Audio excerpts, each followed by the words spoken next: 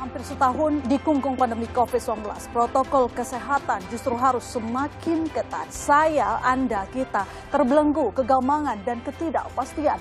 Tetapi perlahan-lahan kepingan harapan disatukan. Puzzle-puzzle pemulihan ekonomi disusun.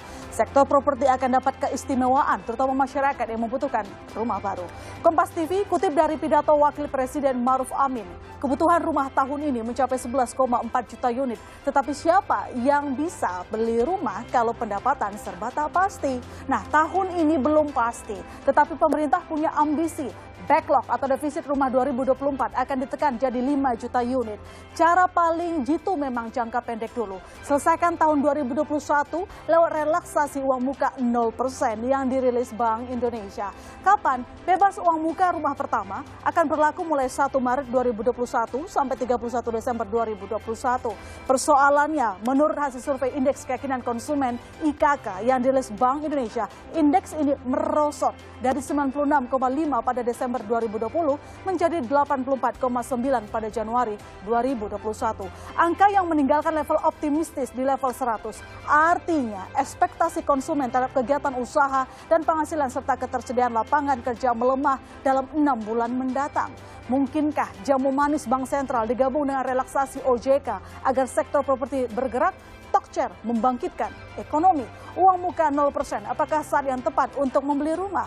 Bisnis Talk, rujukan bagi pembuat kebijakan, dunia usaha sampai penentu kesejahteraan setiap individu. Saya, My Sister Tarigan.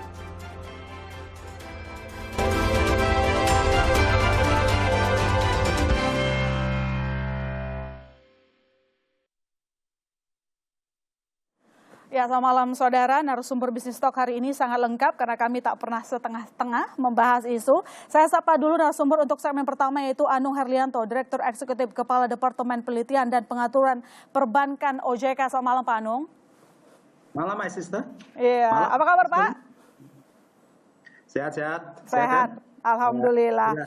Kemudian saya juga akan menyapa Toto Klusida, Ketua Umum REI. Selamat malam Pak Toto. Selamat malam, Mbak. Selamat malam, selamat bergabung di Bisnis Talk. Dan ada Ignatius Susatyo Wijoyo, IPP Consumer Loans Bank Mandiri. Selamat malam Pak Satyo. Selamat malam semua. Oke, selamat malam. Terima kasih telah bergabung di Bisnis Talk. Dan nanti juga bergabung dengan kami Hirwandi Gafar, Direktur Konsumer BTN, dan Titis Nurdiana, Wartawan Senior Kontan. Saya ke OJK terlebih dahulu. Pak Anung, ini BI dan OJK kompak memberikan insentif berupa penurunan suku bunga ya, kemudian uang muka sekaligus pelonggaran risiko atau ATMR. Nah, apa yang ditargetkan dengan kebijakan ini? Ya, baik. Terima kasih Mbak My Sister. Ya, sekarang ini kan yang lesu sebenarnya sektor demand-nya. Kalau bank sebenarnya sudah siap itu. Bank itu likuiditinya melimpah, ya. Lebih lama dia tahan, dia akan lebih menderita ya Pak Satyo ya. Nanti bisa ikut.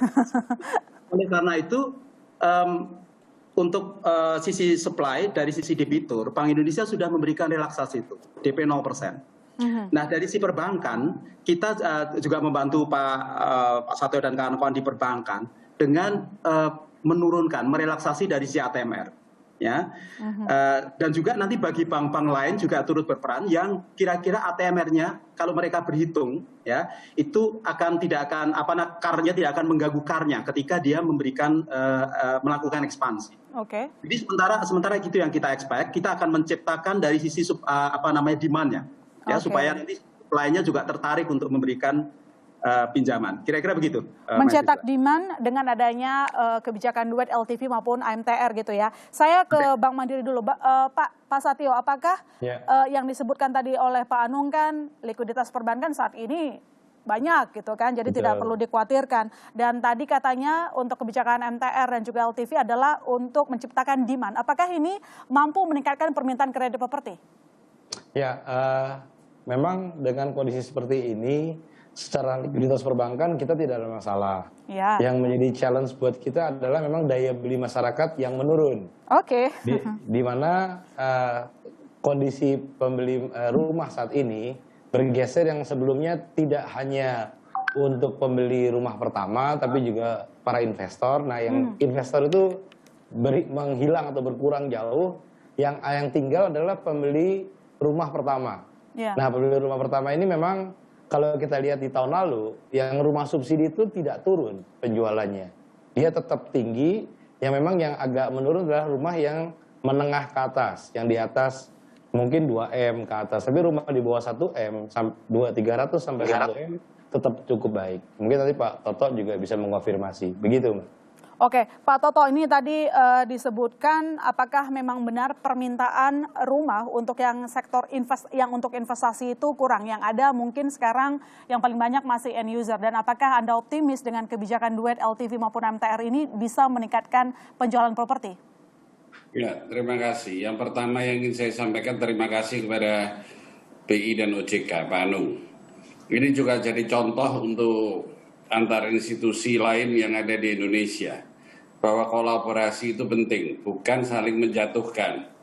Kadang-kadang itu si institusi A membuat kebijakan putih, institusi B malah justru bikin kebijakan hitam. Nah itu ini jadi contoh untuk Indonesia bahwa kolaborasi dan saling mendukung yang ada. Jadi dari BI memberikan DP 0%, kemudian dari OJK mengeluarkan ATMR diturunkan.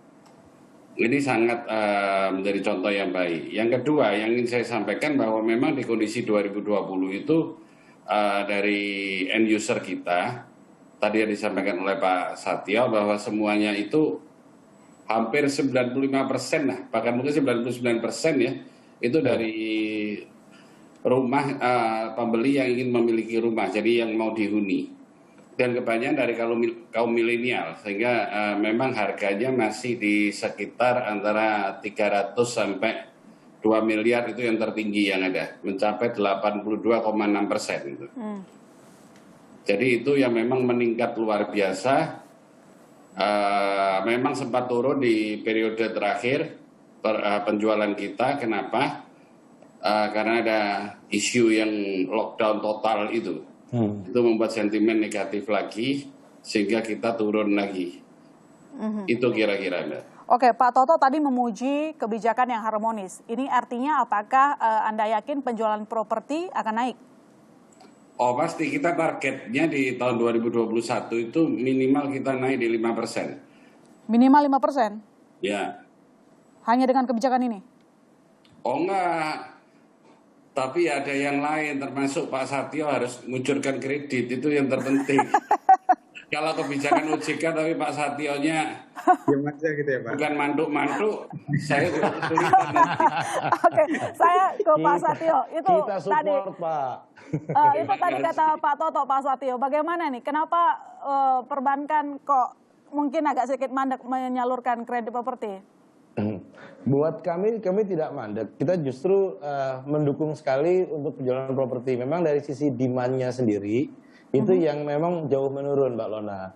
Jadi kalau saya sampaikan tadi, selama ini yang menggerakkan bukan cuma first home buyer, tapi juga para investor. Nah, yang permintaannya first home buyer tetap tumbuh, tetap ada, bukan tumbuh ya, tetap ada, tapi yang investor yang menghilang. Nah, kita di Bank Mandiri sudah mengeluarkan beberapa kebijakan-kebijakan yang membantu. Jadi sebenarnya sebelum ada kebijakan dari Bank Indonesia mengenai LTV 100%, kami sudah mengeluarkan yang DP yang sangat rendah, khususnya untuk yang karyawan atau fixed income yang payroll-nya di Bank Mandiri, itu sudah sampai up to 1% malah sempat gitu ya, down payment-nya. Dan ini kita mendorong masyarakat juga, masyarakat bawah khususnya, untuk karena kondisi work from home ini justru buat saya jadi opportunity gitu ya. Orang yang tadinya tinggal di apartemen, yang anak-anak kos, ini saatnya mereka untuk pindah ke rumahnya sendiri. Yang mereka punya keleluasaan untuk bekerja dari rumah. Begitu Mbak Lona. Oke, baik. Saya ke Pak Anung sekarang. Pak Anung, kalau kita lihat concernnya adalah untuk mendorong daya beli berdasarkan profil risiko, itu siapa yang disasar? Kalangan menengah untuk investasi atau mereka yang membutuhkan rumah? Iya, jadi sebenarnya dua-duanya. Jadi kalau saya boleh bilang dalam kondisi saat ini, ya itu it's time to buy. Nah, it's time to buy, oke. It's time to buy. Ya, ketika DP 0% bagi bank, ini juga it's time to lend saya kira ya. Tapi begini, my sister, kemarin itu sudah ada berita bagus di akhir tahun ya, kredit properti itu sudah mulai sedikit meningkat. Nah, ketika total kredit kita semua itu minus 2,41%, itu properti masih tumbuh di 2,82%. Artinya bank masih eager. Nah, mudah-mudahan nanti dengan insentif dari BI dan OJK ini, yang disasar baik debitur dan kita juga memberikan insentif bagi bank. Ini kita harapkan akan naik. Atau mudah-mudahan ada harapan dan kita sampaikan kembali.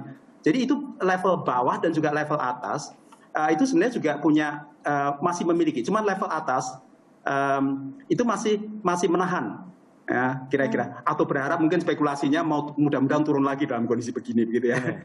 Bagi bank yang bawah memang butuh, tetapi memang daya belinya, yang level bawah ini daya belinya. Nah mudah-mudahan dengan vaksin sudah efektif, kemudian tumbuh lagi dan work from home itu juga sebenarnya memberi peluang kita bagi level bawah untuk mencari rumah yang lebih nyaman karena nanti akan jadi kantor gitu ya di situ Mas Ita. Ya kita berharap ini mudah-mudahan kita tunggulah Pak Toto ini dan respon Pak Satyo nanti ya mudah-mudahan saya kira akan menggairahkan pasar properti lagi. Again it's time to buy dan for the bank ini it's time to lend katanya. It's time to buy, it's time to lend. Tapi masalahnya sekarang adalah bunga perbankan yang dianggap turun sangat lambat. Ini bagaimana jawabannya? Kami masih akan segera kembali, saudara. Tetap di Business Talk.